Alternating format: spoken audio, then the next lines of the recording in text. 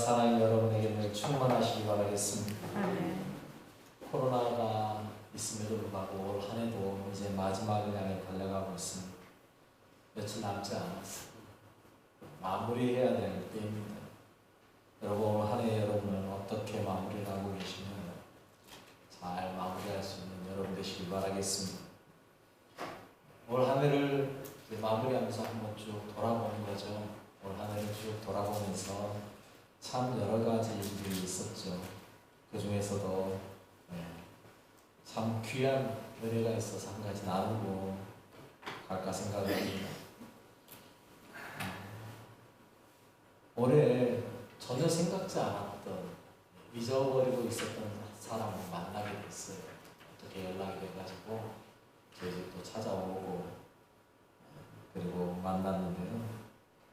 그분이 생각지 않게 우들 하나 주고 내려 갔어요. 거기에 생각지 않은 만큼의 금액이 들어있었고요. 제법 많이 들어있었어요. 좀 놀랬습니다. 그 돈을 받아도 될까 싶은 만큼. 그런데 그거를 주고 간 거기 때문에 하나님 앞에 제가 늘 했던 소리 있잖아요. 하나님 주시면 잘 써보겠습니다. 많이만 주십시오. 제가 항상 했다고 그랬잖아요. 여러분들한테도 제가 그 이야기 하잖아요. 여러분들 돈 있는데 쓸데없으면 저한테 주시면 제가 알아서 잘 정말 귀한 데 쓰겠다라고 하는 말 하잖아요. 그래서 그 봉투 받아가지고 그것 가지고 기도하면서 어떻게 쓸 것인가를 기도하면서 제처럼 둘이 정말 필요하겠다 싶은 분에 조금씩 나눴어요. 그런데 나눌 때마다 들려오는 소식이 정말 그거 놓고 기도하고 있었는데 주셨다고 감사하고 그렇게 연락이 오더라고요. 또 이제 제 개인적으로 정말 하고 싶었던 일이 하나 있어요. 우리 하나미가 웬만해서는 뭐 사고 싶다, 갖고 싶다 이런 얘기 잘 안 해요. 내가. 근데 올 2학기 딱 들어서면서부터 뭘 이야기하냐면 태블릿 하나 있었으면 공부하는 게 정말 편할 것 같다는 이야기를 하더라고요. 그러냐고 하고 그냥 넘어갔는데 그때 마침 노회에서 대학생 자녀들 목회자에 장학금을 좀 가지고 그 받고 그냥 그걸로 어차피 하나님이 주는 장학금이니까 그걸 태블릿 사줬거든요. 사주고 났는데 그 다음부터 저에게 오는 마음이 야 저게 얼마나 필요하면 저걸 사달라고 그랬을까. 그게 필요하면 다른 대학생들도 그게 필요하지 않을까라는 생각이 들더라고요. 그래서 그 다음날부터 제가 기도가 됐어요. 새벽마다 나와가지고 날마다 그 새벽마다 그게 생각나게 하시더라고요. 그래서 하나님 정말 뭐 그거 사줄 수 있는 일을 좀 하고 싶습니다. 기도를 했거든요.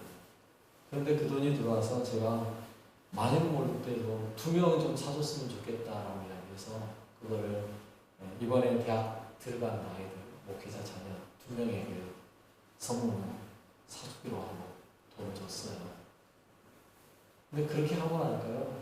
제 기도 응답이잖아요. 너무 좋더라고요.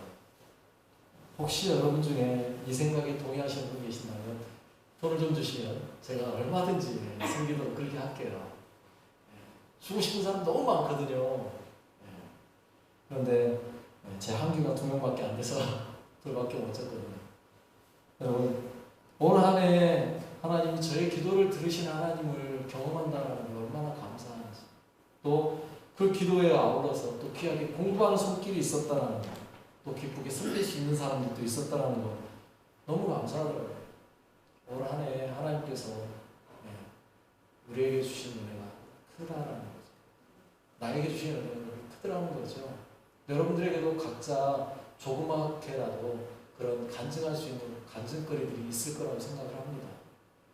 올 한 해를 마무리하면서 그런 좋은 일들이 있었던 것들을 기억하고 또 혹시 좀 부족한 부분들이 있는 것도 기억하면서 한 해를 잘 마무리할 수 있도록 하는 여러분 되시길 바라겠습니다. 제가 이렇게 마무리에 대한 이야기를 하는 이유가 있어요. 오늘 본문의 내용이 뭐예요? 아브라함도 죽음에 대한 이야기입니다. 아브라함이 마지막인 거죠. 아브라함은 하나님의 부르심을 받고 하나님 안에 최선을 다해 살다가 이제 오늘 본문을 마지막으로 아브라함의 이야기가 끝이 나요. 여러분 제가 의도한 건 아니지만 12월에 아브라함의 죽음에 대한 이야기를, 그래서 마무리에 대한 이야기를 한다는 게 참 의미가 있다는 생각이 좀 듭니다.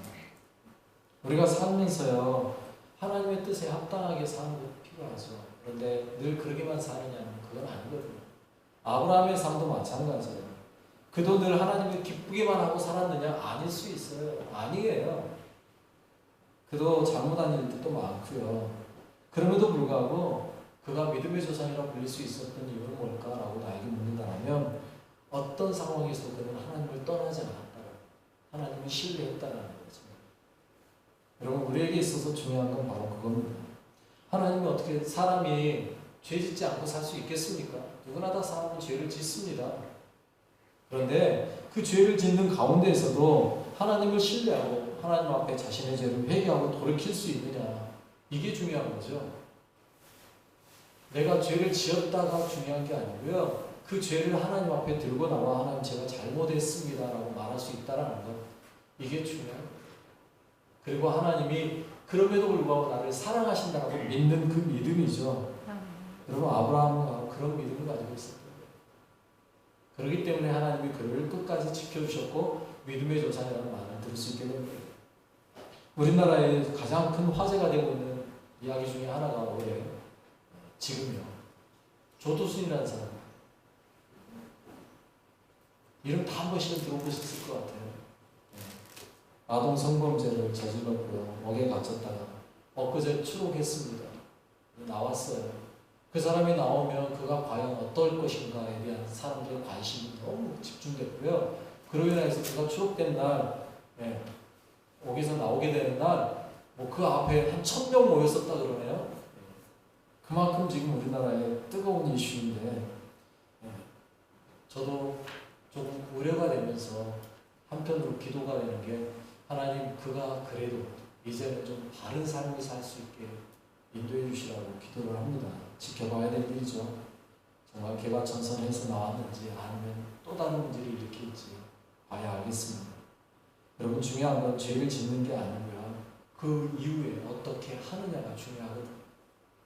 우리나라의 유명한 깡패 두목이었던 조양은이라는 분, 양은이파 두목이었던 조양은 씨. 그는요, 감옥에 가기 전에 하나님을 만났어요. 그리고 지금은요, 놀랍게 변화됐어요. 하나님 나라의 선교사가 돼서 지금 선교사하러 나가서 활동하고 있어요. 반면에 대도라고 불렸던 조세영, 그분도 전도사님이 됐어요. 그런데 그는요, 그 습관을 버리지 못하고 여전히 도둑질하다가 걸려서 지금 감옥에 있어요. 여러분, 중요한 건 뭐예요? 죄를 지었느냐 아니냐가 아니라 그 죄를 지은 후에 그의 삶이 어떻게 변화되었느냐, 이거거든요. 아브라함도 마찬가지입니다. 아브라함도 죄를 지어서요, 그의 아내를 동생이라 속이고 애굽 왕을 우롱했기도 하고 또 블레셋의 아비멜렉을 속이기도 했습니다. 그러나 그 순간마다 하나님은 그를 도와주셨어요. 그래서 문제없게 다시 돌려놓으셨어요. 하나님의 도우심과 은혜였죠. 아브라함은 그로 인해서 하나님의 은혜를 더 깊이 경험했습니다. 특히나 여러분, 그가요, 아비멜렉에게 사라를 여동생이라 속였을 때는 하나님은요, 그를 어떻게 했어요? 선지자라고까지 불러주면서 아브라함을 돌려놓으셨어요. 20장 7절에 그렇게 말하고 있어요. 이제 그 사람의 아내를 돌려보내라. 그는 선지자라. 그가 너를 위하여 기도하니 내가 살려니와 내가 돌려보내지 아니하면 너와 내게 속한 자가 다 반드시 죽을 줄 알지니라. 아브라함은 죄를 지었는데도 불구하고 하나님은 그 속에서도 여전히 아브라함을 보호하시는 은혜를 베푸시는 하나님이심을 볼 수 있습니다. 여러분, 이게 중요해요. 내가 죄 짓는다고 하나님이 나를 버리시지 않는다는 거예요. 하나님이 나를 택하신 이후로는요, 하나님은 끝까지 나를 지키시는 분이에요. 아마 나 같으면요, 애굽에서 한번 그러고 나서 두 번째 그러면 내가 하나님이었다면 그럴 것 같아요. 얘라 이놈아, 내가 너 부른 거 후회한다 이놈아 할 것 같은데 하나님 그렇게 하시지 않았다는 거예요. 하나님은 끝까지 아브라함을 지키시고 보호해 주셨어요. 그뿐 아니고요, 높여주셨어요. 뭐라고까지 부르면서요, 그는 나의 선지자야. 그분이 하나님이세요. 여러분, 그 하나님의 은혜 안에서 살아가시는 여러분 되시기 바라겠습니다. 그뿐 아니에요. 아브라함이요, 처음부터 아브라함이요 100% 순종했느냐? 아니라는 거 알 수 있어요. 하나님이 아브라함을 부를 때 뭐라고 불렀습니까? 12장 1절에 이렇게 말씀하셨거든요. 여호와께서 아브라함에게 이르시되 너는 너의 고향과 친척과 아버지의 집을 떠나 내가 내게 보여줄 땅으로 가라. 그런데 아브라함은요 고향은 떠났어요. 아버지 집도 떠났어요. 아버지 놓고 왔으니까. 그러나 친척을 떠나지 못했어요. 그의 조카 롯을 데리고 왔단 말이에요. 온전히 순종한 게 아니라는 이야기예요. 또 하나님이 그래서 나중에 롯과 헤어지게 만들잖아요. 헤어졌으면 끝나야 되는데 아니란 말이에요. 롯이 소돔에 전쟁이 일어나서 끌려가니까 아브라함이 어떻게 합니까? 14장 14절에 보면 이렇게 말하죠. 아브라함이 그의 조카가 사로잡혔음을 듣고 집에서 길리고 훈련된 자 318명을 거느리고 단까지 쫓아갔다. 이미 이제 헤어져서요. 어쩌면 남남처럼 살게 돼버린 조카예요. 그런데 그가 잡혀갔다는 소리를 듣자마자 지체하지도 않습니다. 바로 그냥 318명 데리고 쫓아가서 조카를 구출해 오는 거예요. 어찌 그러지 않겠어요? 그래도 팔은 안 오른다고 왜 조카인데. 아브라함의 마음은 롯을 떠나지 않고 있었다는 거예요. 아브라함의 마음은 여전히 조카 롯에서 떠나지 않고 그를 붙잡고 있었어요. 심지어는요 소돔성을 멸망할 때도요 마찬가지였어요. 여러분 아브라함이 소돔성을 멸망한다 할 때 하나님 앞에 6번이나 중보하지 않습니까? 50명, 45명, 40명, 30명, 20명, 10명. 왜 그랬을까요? 롯 때문에 그랬어요. 소돔성도 중요했지만. 그런데도 안 되니까 멸망할 때 하나님이 롯을 어떻게 해요? 거기에서 건져내시잖아요. 왜 건져내셨을까요? 여러분 제가 성경 보고요 깜짝 놀란 부분이 있어요. 하나님께서요 롯이 선을 행해서 두 천사를 영접했기 때문에 꺼내준 게 아니었다라는 사실이에요. 창세기 19장 29절에요 이렇게 말하고 있어요. 하나님이 그 지역의 성을 멸하실 때 소돔성이죠. 곧 롯에 거주하는 성을 엎으실 때 하나님이 누굴 생각하사? 아브라함을 생각하사 롯을 그 엎으신 중에서 내보내셨다. 여러분 롯이 살아난 이유가요 그가 선하고 그가 의로워서가 아니었다라는 거예요. 누구 생각하고요? 아브라함을 생각하고 하나님이 조카 롯을 꺼내주시는 거예요. 왜? 아브라함의 마음이 여전히 롯을 생각하고 있음을 아셨기 때문에. 아브라함은 롯을 포기하지 못했던 거예요. 끝까지 그를 마음속에 붙잡고 있었어요. 그런데 그 롯이 결국은 아브라함의 마음에서 떠나죠. 어떻게 왜 떠났을까요? 나중에 롯이요 사람으로서는 해서는 안 될 일을 했잖아요. 그러고 나서부터 롯의 이야기가 완전히 사라져요. 아브라함이 그때서야 이건 아니구나라는 걸 깨달았다는 거예요. 여러분 그렇다고 아브라함이 완전히 하나님의 뜻만 따랐느냐? 아니죠. 그 전에 이야기 또 나오죠. 누구 이야기가 나와요? 이스마엘이요. 하나님의 뜻하고 합당하지 않은 이스마엘을 낳아요. 그리고 그 이스마엘을요 낳고요 아브라함은요 온통 이스마엘에 빠져 살아요. 그런데 하나님은 그런 아브라함을 부르시죠. 그리고 하나님 앞에 아브라함이 뭐라고 말하냐면 이스마엘을 상속자로 삼겠습니다라고 이야기합니다. 거기에 대해 하나님은요 아니라는 거예요. 하나님이 이스마엘을 그러면 인정하지 않았냐? 아니요 인정을 해줘요. 그러나 상속자는 아니라는 겁니다. 여러분 분명히 아셔야 될 게 있어요. 하나님이 인정해줬다 해서 그게 하나님의 뜻이다라고 보시면 안 된다는 거예요. 하나님은요 이스마엘을 아브라함의 아들로 인정을 해줬습니다. 그러나 뭐는 아니다? 그가 아브라함의 상속자는 아니야 라고 이야기해요. 아브라함이 이스마엘을 상속자로 삼겠다고 할 때 하나님이 하신 말씀입니다. 17장 19절에 이렇게 말해요. 하나님이 이르시되 아니라 내 아내 사라가 내게 아들을 낳으리니 너는 그 이름을 이삭이라 하라. 내가 그와 내 언약을 세우리니 그의 후손에게 영원한 언약이 되리라. 여러분 분명하게 아셔야 되고요. 하나님께서 인정하시는 것과 하나님의 뜻을 이루는 것과는 별개라는 사실을 아십니다. 가끔 우리가 착각하는 게 있어요. 내가 기도해서 하나님께 응답받고 하나님이 내 기도대로 해줬다 해서 그것이 하나님의 뜻에 합당해서 그 기도가 응답됐다고 생각하시는 착각이에요. 때로는요 하나님은요 별로 중요한 거 아니라 할지라도 응답해 주실 수 있어요. 내가 응답 받았으니 이거는 하나님의 뜻이고 하나님이 기뻐하는 일이라고 여기시면 안 된다고요. 그냥 하나님이 내게 그래 갖고 싶어? 그래 하나 갖다 하나 가져라. 주실 수는 있어요. 그러나 그게 반드시 하나님 뜻은 아니란 말이에요. 그래서 우리가 기도할 때요 중요한 건요 내 뜻이 이루어지는 것 그것 놓고 기도하시기보다 하나님의 뜻이 무엇인가를 아는 것 이것 먼저 놓고 기도하셔야 돼요. 우리들의 기도가요 이렇게 가야 된다고요. 하나님의 뜻이 무엇인지 그걸 알기 위해 가는 거예요. 이스마엘 하나님이 인정을 해줬습니다. 그래 너 너의 아들이다. 하지만 결정적일 때 하나님은 그를 내보내라고 얘기합니다. 하나님이 인정해줬다 할지라도 그는 하나님의 뜻과는 다르다는 거죠. 그래서 뭐라고 말해요? 너의 아내 사라가 낳은 아들 이삭과 내가 영원한 언약 맺을 거야 라고 말해요. 이렇게 하나님의 뜻을 조금씩 아브라함은 알아가는 거예요. 여러분 우리 삶도 마찬가지입니다. 우리도요 하나님의 뜻을 완벽하게 알고 완벽하게 하나님의 뜻대로 살아가지는 못합니다. 아브라함도 그렇게 못했고요. 그러나 우리는 뭐 하는 거예요? 최선을 다해서 하나님의 뜻을 알아가기 위해 달려가는 거예요. 한 발 한 발 나아가는 거예요. 아브라함도 그렇게 했어요. 그리고 그의 믿음의 절정은 어디에 나와요? 창세기 22장에 그의 아들 이삭을 바치는 사건이 나오죠. 거기에서 하나님께 이삭을 바치고 나니까 하나님이 뭐라고 말합니까? 22장 18절에 또 내 씨로 말미암아 천하 만민이 복을 받으리니 이는 내가 나의 말을 준행하였음이니라 하셨다. 이거예요. 하나님은요 아브라함이 하나님의 말씀을 준행했다라고 말하고 있어요. 우리가 믿음으로 한 일 그게 바로 이겁니다. 하나님의 말씀대로 준행하는 것.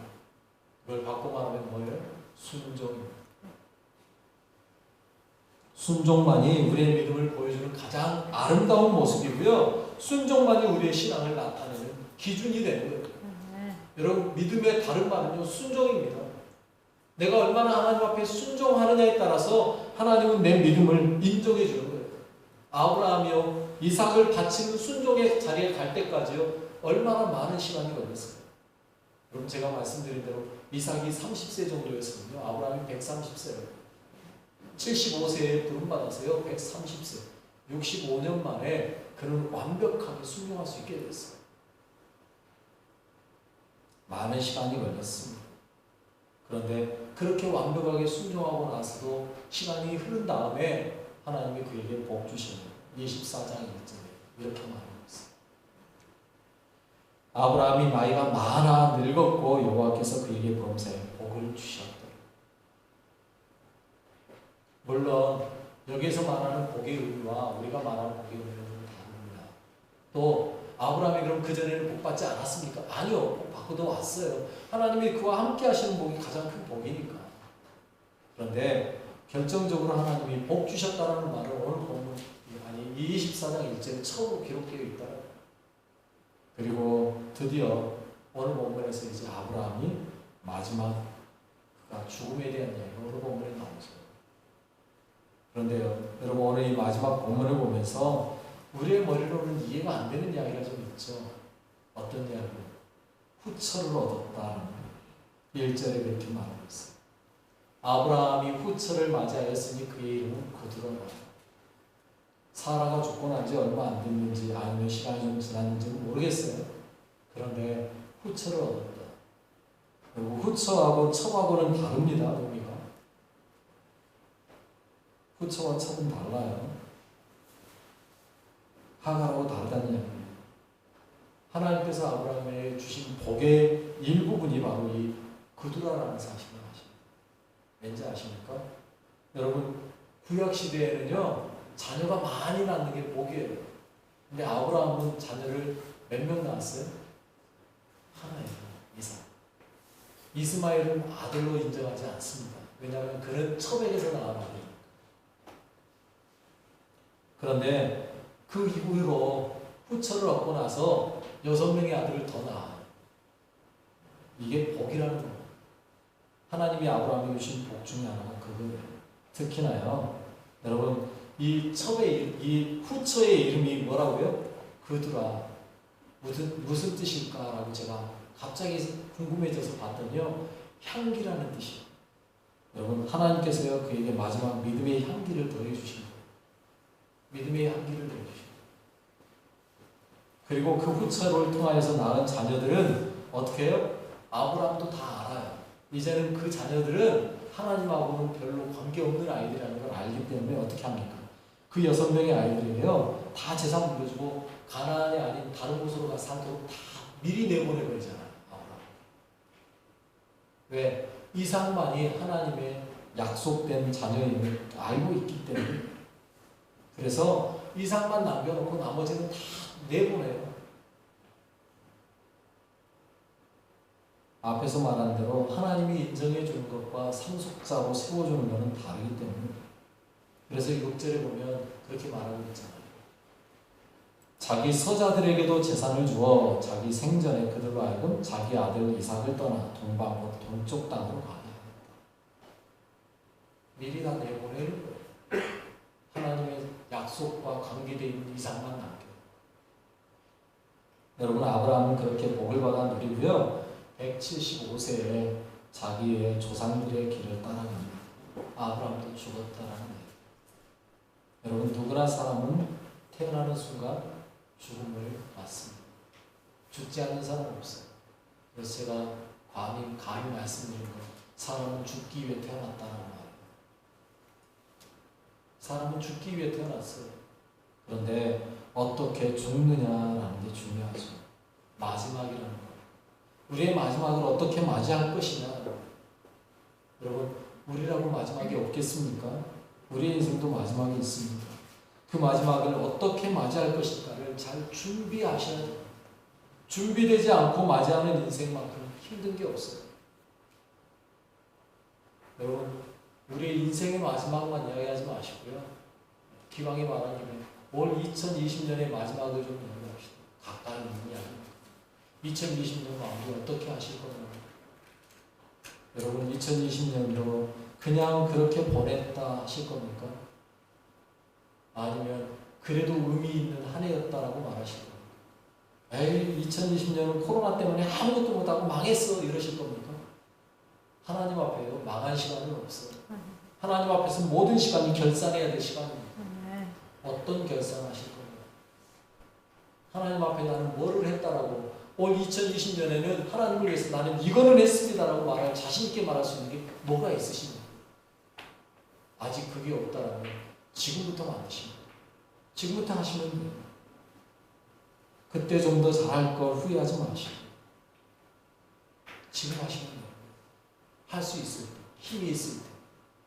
여러분 일도요 힘 있을 때 하는 거잖아요. 마찬가지예요. 하나님의 일도, 하나님을 위한 일도요 힘 있을 때 하는 겁니다. 힘 떨어지고 나면 하고 싶어도 못해요. 여러분 아직 여러분에게 그래도 힘이 있을 때, 주님 앞에 나올 수 있는 힘이 있을 때 더 열심히 섬기시고 더 열심히 행하십시오. 아직 내가 뭔가 할 수 있을 때 하는 거예요. 나를 위한 삶이 아니고 주님을 위한 삶, 주님이 기뻐하시는 삶, 주님의 뜻에 합당한 삶, 주님 앞에 최선을 다하는 삶. 아브라함은 끝까지 최선을 다했고요, 끝까지 하나님 앞에 헌신했고, 그리고 하나님 앞에 갈 때 그 후회 없는 삶을 살았다고 말할 수 있는 삶이 되었습니다. 우리들도 그렇게 가자. 주님이 부르실 때 기쁨으로 아멘하고 달려갈 수 있는 귀한 믿음의 백성 되시길 바라겠습니다. 기도합니다. 사람은 누구나 마지막이 있습니다. 그 마지막을 우리는 어떻게 맞이할 것인가 잘 준비하게 하옵소서. 때로는 잘못하기도 합니다. 그런 상황에서도 주님은 함께하여 주시고 주님 안에서 주님이 원하시고 기뻐하시는 일만 하며 살아갈 수 있도록 인도하옵소서. 올 한 해의 마지막도 잘 마무리하도록 인도하옵소서. 모든 것이 하나님의 은혜임을 잊지 않게 하시고 마지막까지 최선을 다해 주님만 섬기게 하옵소서. 예수님의 이름으로 기도드립니다. 아멘. 400